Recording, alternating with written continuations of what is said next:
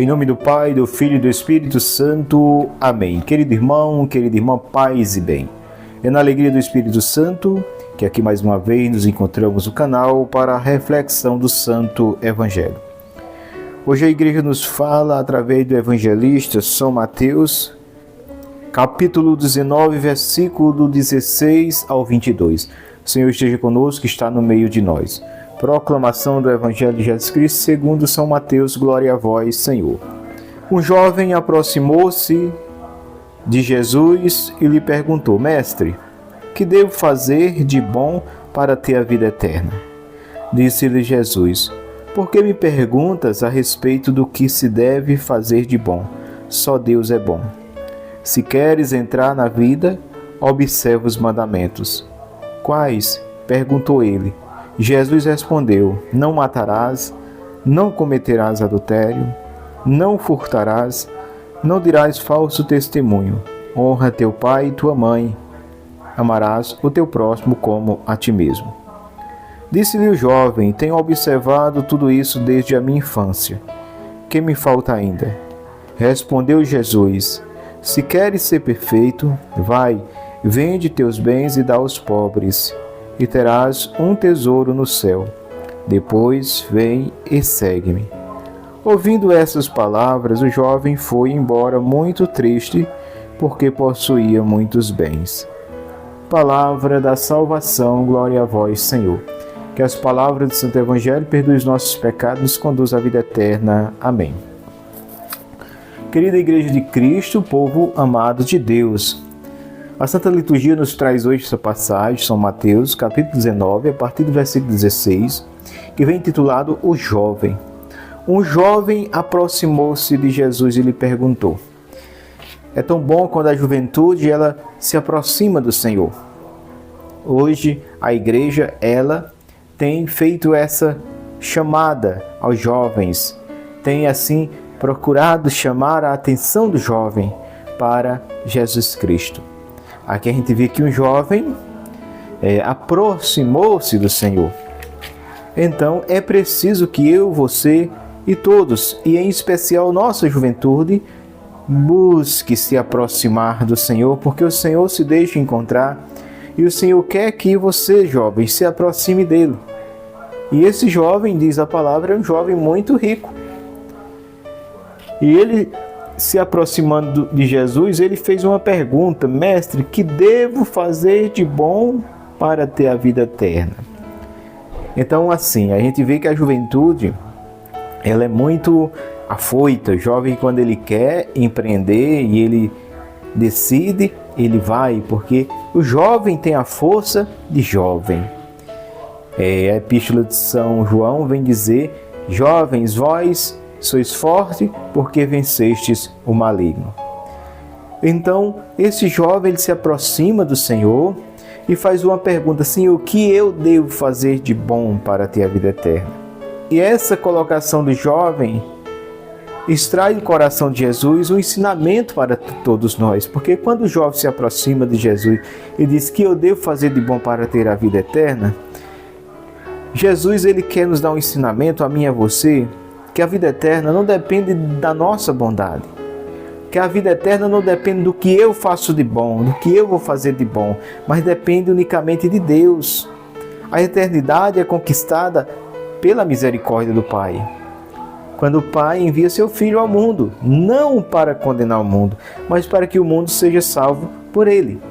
Então o jovem, com toda boa intenção aqui, mas ele, por já seguir aqui, como ele diz, tem observado os mandamentos, Jesus diz: observa os mandamentos, como bem diz aqui a palavra,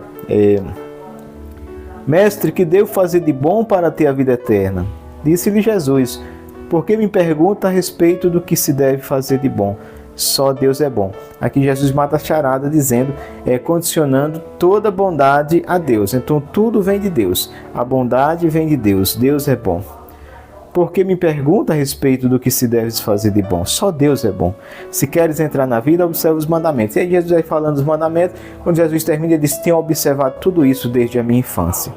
Então a pergunta desse jovem vem mostrar que por ele, de certa forma, estar fazendo seu deverzinho de casa, ele achava que mesmo ele cumprindo a sua parte de observância dos mandamentos, era a sua força, a sua virtude, o seu empreendimento, a sua dedicação que lhe daria entrada no reino dos céus. E não, a entrada no reino dos céus é mérito de Cristo. É mérito de um Deus que se fez homem e veio morrer na cruz e conquistou na cruz salvação para mim e para você. Então o jovem, embora ele tinha que fazer o que ele estava fazendo, mas ele estava um pouco equivocado.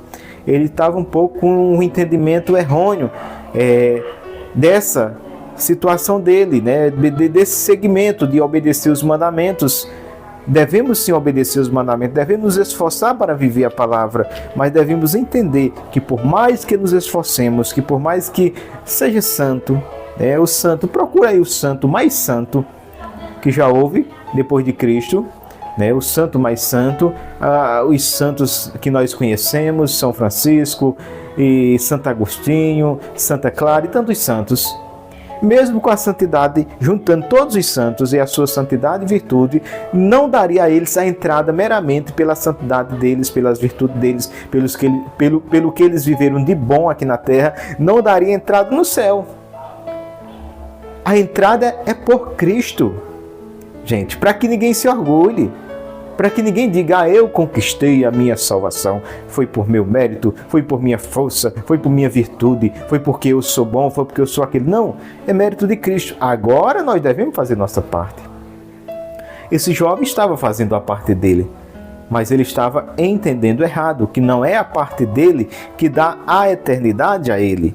Ora, que eu devo fazer mais de bom se eu já faço tudo, Senhor? Me diz aí, tu que é o sabidão, tu que é o mestre, tu que aí tem tantas pessoas em torno de ti, tu que anda aí ensinando, agora me diz aí, eu já faço tudo isso. E aí Jesus vai e diz, tá bom, tem uma coisa, se queres ser perfeito, jovem, vende tudo que tu tem e dá aos pobres. E aí Jesus bateu no ponto fraco dele, porque cada um de nós temos um ponto fraco, meu irmão.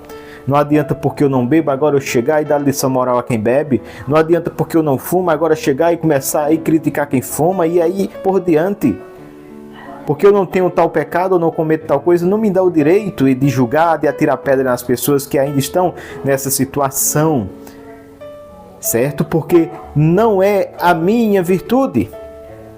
Não é a santidade minha que me dá entrada, é a santidade de Cristo. De Cristo. A gente vê no Apocalipse quando todos choravam porque ninguém conseguia abrir o livro da vida, ninguém conseguia mexer naqueles selos. Só o Cordeiro de Deus foi digno, porque só Cristo é digno. É Ele que conquista a vida eterna para mim e para você. Para que nem eu nem você venhamos nos orgulhar agora. Eu fiz tudo como deveria fazer, agora eu tenho direito, eu mereço isso, aquilo. Não, volto a dizer, como costumo dizer em minhas pregações, que o único direito que nós tinha era a cruz nas costas e chibatada no lombo, e até isso Jesus não deixou.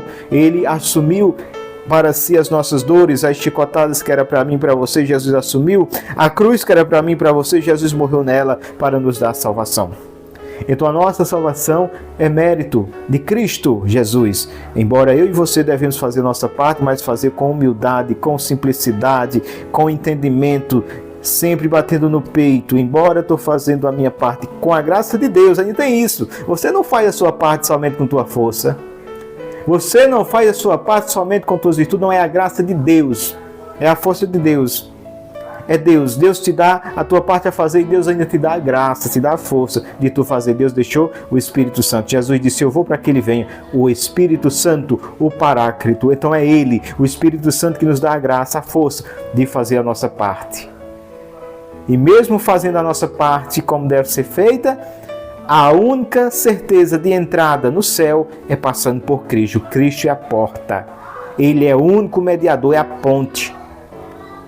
Não se chega a Deus senão por Cristo. Não se entra no céu senão por Cristo. O mérito de quem está no céu hoje é Cristo. Foi Jesus que conquistou a salvação. Foi Jesus que conquistou a eternidade. Foi Jesus que conquistou o céu.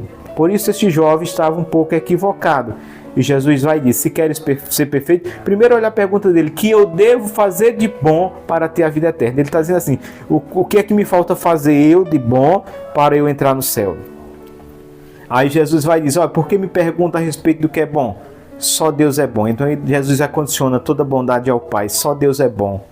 Então Jesus está dizendo o quê, meus irmãos? Que por mais que eu e você, o nosso humano, se esforçasse, por mais que eu e você, eu juntasse toda a humanidade, fizesse um sacrifício só, passasse no liquidificador enorme, toda a humanidade como sacrifício para entrar no céu, ainda não entrava. Ninguém, bota isso na tua cabeça, ninguém entra no céu senão por Cristo. Nem a Virgem Maria. A Virgem Maria, mãe de Deus e nossa mãe, ela tem entrado através do sangue de Cristo. Foi Jesus que conquistou, foi o sangue de Cristo que nos deu esse direito. Certo? Então, não é o que eu faço de bom que vai me colocar no céu.